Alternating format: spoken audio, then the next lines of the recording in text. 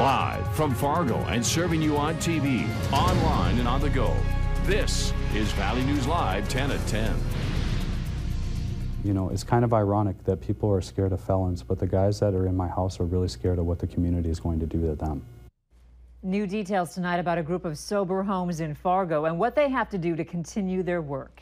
With mixed messages coming from City of Fargo, the founder of the F5 Project says he wants to do everything by the book so those struggling with addiction can get the help they need. Valley News Team's Cornelius Hawker has the latest on this story. We're in a city right now where there's not a lot of infrastructure of resources available to people who are transitioning out of prisons and jails that are drug addicts. F5 Project founder Adam Martin is stuck between... They have to stop whatever they're doing right now because right now they are not following our rules. And...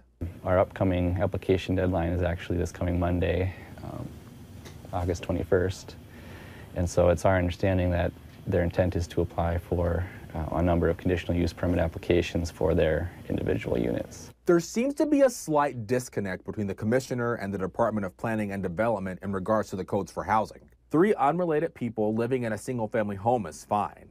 That's what Martin says they've done, but admits it's hard turning people away. Why we've ramped up so many houses is so that we can, at one point, you know, follow the ordinances, and then at one point try to be of service to the people that are coming to us, and sometimes those things don't match. Martin says they plan on applying for what's called conditional use permits to house more people in single-family homes. City planner Aaron Nelson says that process won't happen instantly. There's a public notification process that is required as part of this, and so property or letters would be sent out to any property owner that owns property within 300 feet of that home. There'll also be a time for public comment, and before anyone makes up their minds about the people Martin's trying to help, he wants them to think about this. When we think of hardened criminal, we stereotype it into a certain idea of what we think that criminal is, and we forget about what grace and tolerance and people who are trying to change their lives. We believe in second chances, but sometimes we want those second chances to happen in someone else's backyard. Cornelius Hawker, Valley News Live. If F5 doesn't apply for the conditional use permits by August 21st, the city planner says that's when code enforcement will come into play and involve the inspection and police. F5's struggle with the City of Fargo was overshadowed by a weekend death at one of the sober houses. 24-year-old Michael Peterson was a Fargo South graduate. Police suspect that Peterson died of an overdose.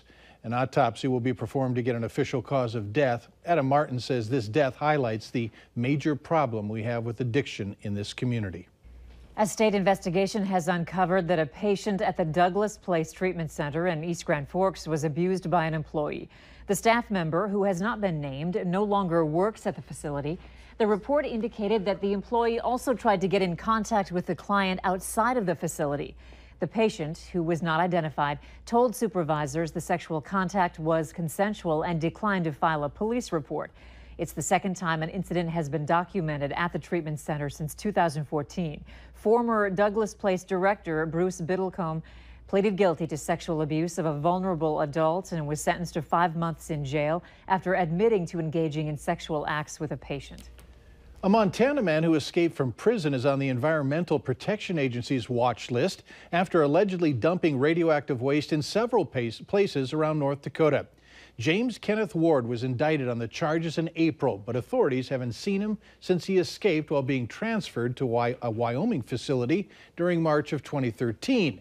Authorities say he is considered violent and dangerous. If you have any information about him or where he is, you should contact the EPA Montana area office. The phone number is on your screen, 406-670-0992. 2 men are facing second-degree assault charges after police say they were involved in an incident where a gun was pulled in South Moorhead.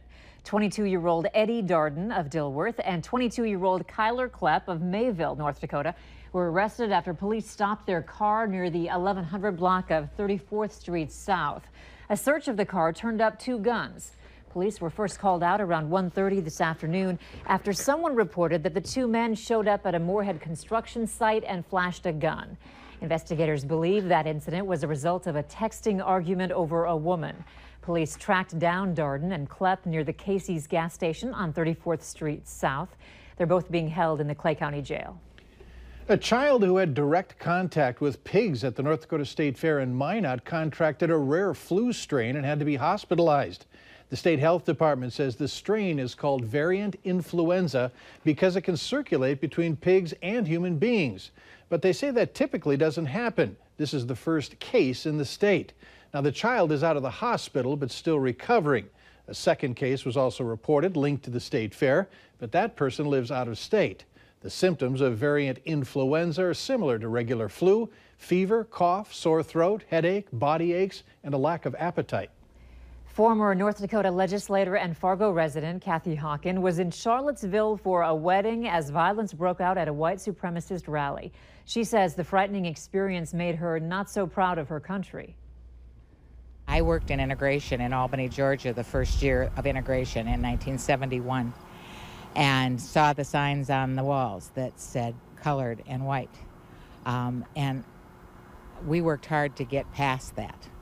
I've worked for years for women's rights, for equality for women. And yet, when I look back on my now 70 years, it doesn't seem like a lot has changed. And that's scary. Hawken hopes people will stand up against hate and have civil discussions.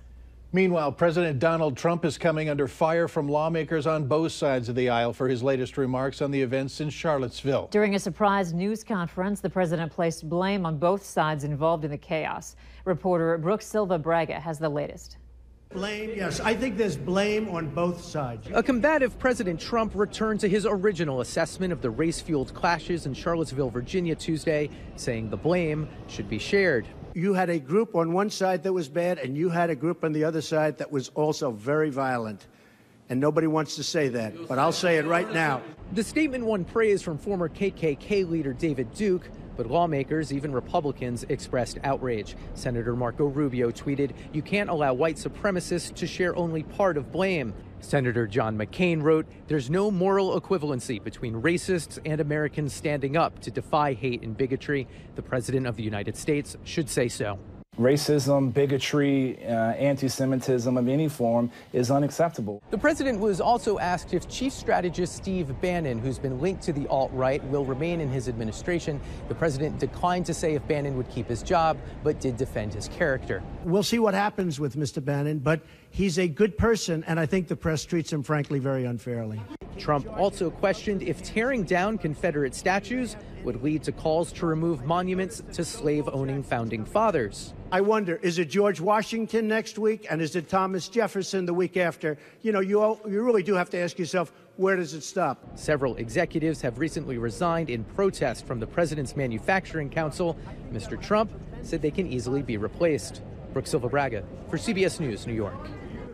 President Trump did denounce the alleged driver of the car who plowed into counter-protesters Saturday, calling him a murderer. The Fargo School Board is making a take-it-or-leave-it offer to the district's teachers union. The board approving a one-year contract offer this morning that includes a $500 pay raise. Negotiations have been going on for weeks, but the talks stalled over disagreements about pay and classroom safety. Teachers are not allowed to strike in North Dakota, so they have 2 weeks to sign the deal or be out of a job. School board officials say teachers can petition to reopen negotiations for next year's contracts around Thanksgiving. Students will be back August 24th.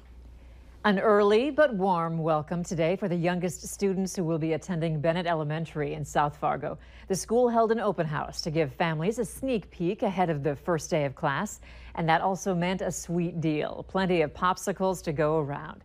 The kids got to tour the building, see their classrooms, and meet the teachers and staff who will be helping during the school year. Staff at Bennett say these events are a way to help ease the nerves connected with this time of year. You know, sometimes first-time schoolgoers are anxious, and so are their parents. And so this is an opportunity for everybody just to mingle and maybe make a new friend.